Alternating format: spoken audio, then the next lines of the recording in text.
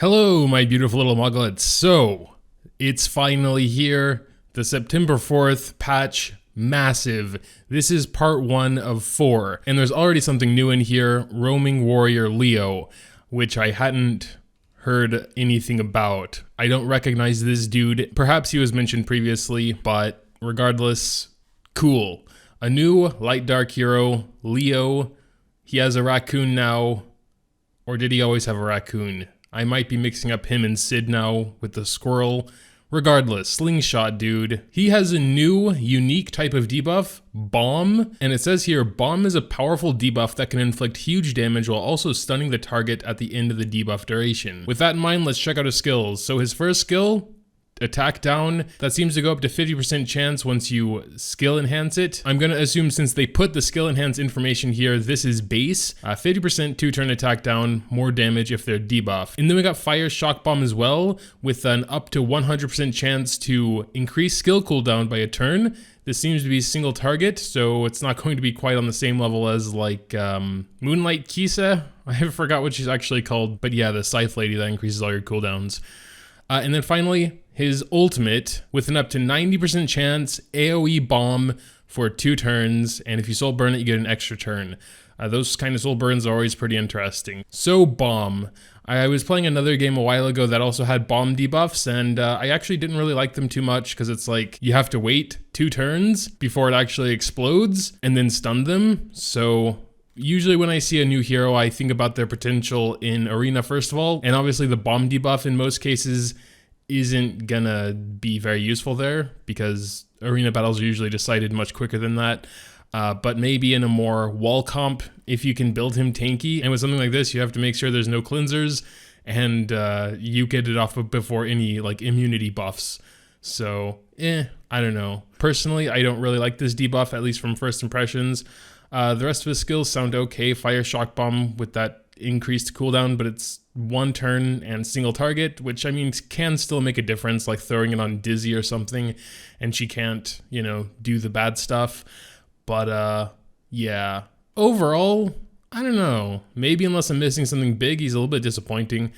But let's move on. You guys drop your thoughts in the comments down below, of course. But yeah, we also got a Yuna drop right up. She is getting a buff, I believe, with this patch, making her really, really good. Regardless, I still typically save all my Sky Stones for new heroes, and she isn't exactly new. And then week 1 of the new side story is starting as well. Special 3-week side story. So far, it seems like your typical side story. 3 chapters, new chapter being released each week. This looks pretty nice though. These are the, this is the chapter selection screen, I guess. Big selection of units that are getting buffs during this event. 50% increase for Yuna, Karen, Zerato, and Tenebria. And then quite a few more with a 30% increase to attack and health. Oh, that's crazy.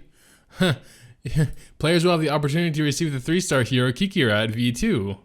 Okay, that's cool. I mean, I'm pretty sure I have him and his memory imprint maxed, but an event hero coming back? Didn't think that would happen, but cool. I mean, I don't think he's really that good, but still cool. That might mean like maybe some limited banners or, you know, other event heroes will come back at one point too. Everything else seems pretty standard as far as side stories are concerned, so far at least. I don't know if there's going to be anything else.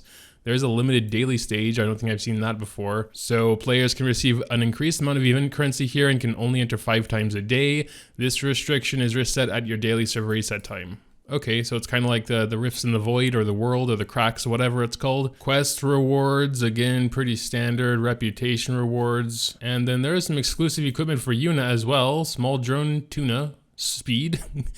And the skills, it can potentially buff 30% damage from Meteor Cannon. I believe Yuna is getting a buff as well, so it could be pretty interesting. And then the stuff you can exchange with the different currencies that'll be provided in the first 3 weeks. Always decent stuff in there. Oh, and you can increase the devotion skill of Yuna with this stuff. That's cool. We also have an artifact, increases damage of attacks that target all enemies by, ooh, that's pretty cool. I don't think there are a ton of super high damage rangers, but still. Oh, we also have Artifact Midnight Bloom. Critical hit chance of all allies by 16% at max.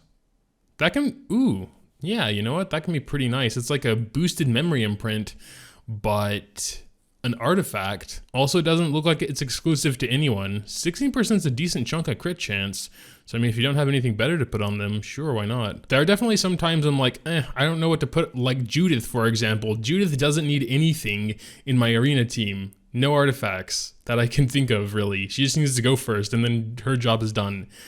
So her having this, and then like having my arena team specifically built to have 16% less crit chance for other stats, you know, that can make a pretty big difference. Also, if you've used Yuna somewhere before, you can buy her again for 2,500 of the event currency. For those that already have Yuna, this will not appear. Got some whale packs as well. I believe those are. We might see what's in there later. Arena Season 3 has begun. I mean, in 5 days. Quick warning, unused glory crests will be converted to conquest points with a 5-to-1 exchange rate, so for every 5 glory crests you got, you'll get 1 conquest point. Season 2's Hall of Fame will be revealed. I'm not sure if those are the actual players, but okay. New frames for the top arena dudes. A new arena story. Also new gear. That's cool. Unknown slate. And a frame if you want. I guess this is the equipment Season 3, but I mean it says Season 2 in the picture, and also it looks exactly the same. Oh, and it looks like you'll still be able to buy the Season 2 Gladiator equipment. It'll just cost more conquest points and no glory anymore. But yeah, that looks pretty much exactly the same. I don't know if the substats are the same, but kinda looks like. Oh yes, and then the hero artifact balance adjustments. Kind of wish I waited till now to go over them, because like they have like pretty graphics and everything now, easy before and after, all that good stuff. ML Aura seems to have the same nerfs unless I'm missing something, but yeah. Still got the AoE stun though, 100%. Think that's pretty good in and of itself. Ball seems to be the same as well, removing only 1 buff, up to 20% combat readiness and increased cooldown. So I mean, yeah, the combat readiness reduction wasn't really a big deal, but I think a bigger deal is the 1 buff now instead of 2 buffs, because if you have immunity and a barrier, then much lower chance for him to actually put you to sleep. Same with Arbiter Vildred, just no increased attack, which definitely does hurt him, I think. But he was pretty crazy. So we got part 2 here now, starting with the Sea Armin nerf. That seems to be the same as well. I'm going to go ahead and assume everything is the same so we don't have to rehash all the buffs also. So part 2 and 3 were all the buffs and nerfs that we already talked about. I did want to kind of clarify with Alexa's basket though that another big change to it is that you can get this attack buff at the start of the turn now instead of the end of the turn.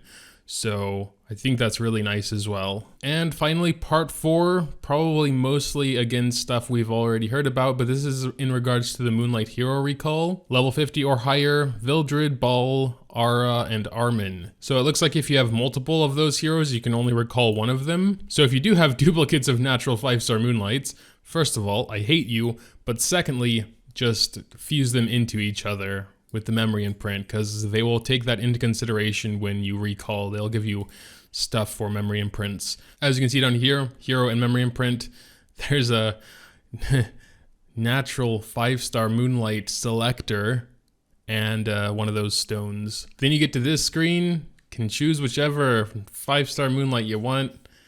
This is going to be a hard choice because I'm probably going to get rid of Ball. I really just don't like his design. Haven't fully decided yet, but I'm like 80% decided. But we're going to have to go through that together. That's going to be a pretty special moment, I would say. Dang, there actually really aren't that many 5-star Moonlight heroes.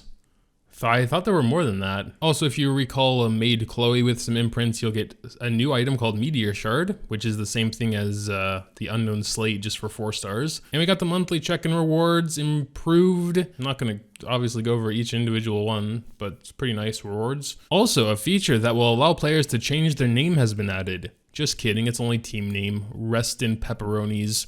That's still cool though, I guess. I've pretty much just memorized what my arena team is and my labyrinth team and my wyvern team and whatever, but it's cool to be able to change that, sure. Looks like we got a different choose difficulty screen. Okay, looks pretty nice. We got the select supporter banner over there, and then you can just select them and it'll get chunked up in there, I guess. Guardian. Looks like you can view more information about your team, memory imprint, combat power buffs, etc. Oh, that's cool. Players can change the hero in a team directly from the combat ready screen. Yeah, nice. Team name change, of course, and then the flat stat increase is happening as well. 60 to 100 for 85's base. Geez, it's quite a lot. Here you can see exactly how much each stat was boosted. And then we have other and adjustments. Looks like a bug with Apocalypse, Ravi's, Soul Burn, damage increase, skill enhanced stuff has been fixed.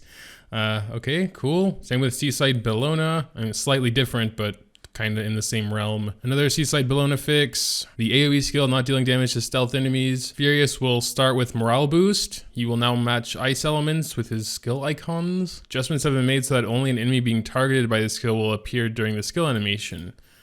Okay, that's kind of cool, I guess. Soul's Volcanic Viper, I think that's his passive, was triggering once every turn. When it's triggered by an enemy's non-attack skill, that's been fixed. Sigrid's been attacking non-bosses in auto battle, that's been fixed. Ricorous will now dispel a buff and then try the stun.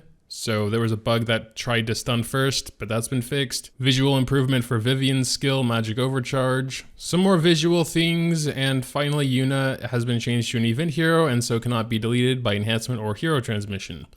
So if you want to use Yuna for enhancement, do so now. Visual thing with Moonlight Dreamblade. We'll get 5 new arena opponents every day now instead of every week.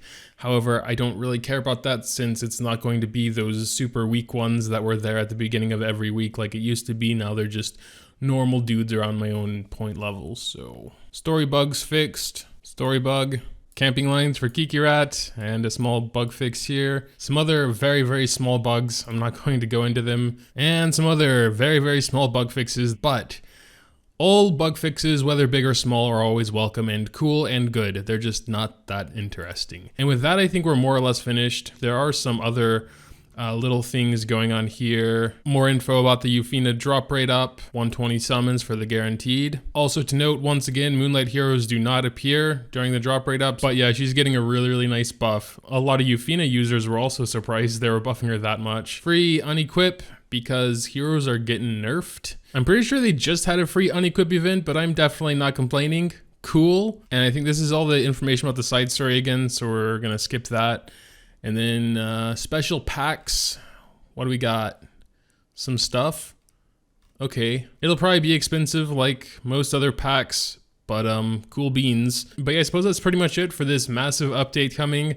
Of course, again, we skipped part 2 and 3 because it was all the stuff we covered previously. But yeah, new hero, big side story. Regardless, make sure to tell me what you think about this update in the comments down below. Leaving a like if you do enjoy is always greatly appreciated as well. Thanks, as always, for watching, and until next time, also remember, toe reveal at 60,000 subscribers.